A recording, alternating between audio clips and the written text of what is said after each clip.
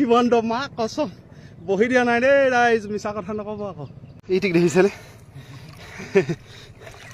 বস্তু আমি অহা দেখি আগবাঢ়ি আহিছে। বান সাহাৰ্য লৈ আহিছোঁ নামটিৰ চাংমাই গাঁৱলৈ, জাপি সজীয়া অঞ্চল। ইয়াতে আচলতে এখন নদী আছে, নামটি নদী।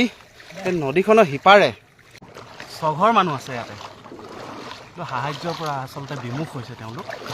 আমি এই খবৰটো পাই আহিছোঁ ইয়াতে। এপিকৰ সদস্যসকল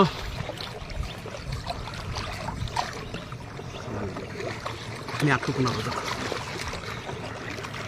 এইফালেদি যাব সেই আগেদি। এপিকৰ সদস্যসকল, মোৰ কেইজনমান বন্ধু, আমাৰ স্থানীয় এজন ব্যৱসায়ী ৰমেন দা, তেওঁলোকৰ প্ৰচেষ্টাত আচলতে আমি এইদৰে বহুত বানপানীয়ে বহুত নষ্ট কৰিছে আমাৰ উজনিত, বহুত মানে বহুতে দেই, কি ক'ম আৰু। আগটো পোনাই দিয়ক দাদা। এইডোখৰ ইমান দ এডিঙি, এইডোখৰ চাব দেই ৰাইজ, ইমান দ। এয়া এবুকু হেডিঙি দেখিছেনে? ইমান কেনেকৈ আহিব মানুহৰ সাহাৰ্য? ধেমালি কৰি আকৌ বহি দিয়া নাই, সেইডোখৰ সঁচাকৈ দ। মা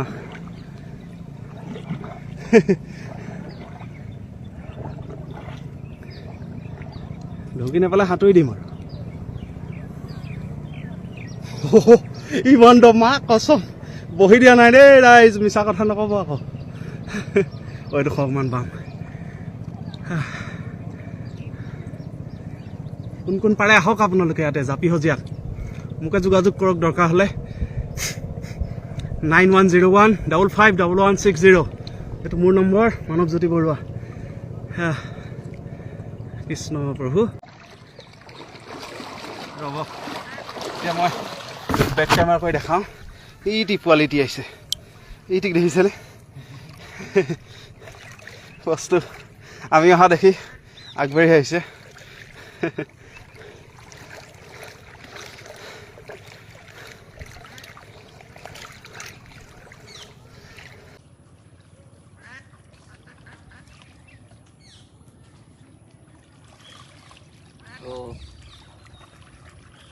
আচলতে আমি এইফালেদি নাও লৈ আহি এয়া পালোহি।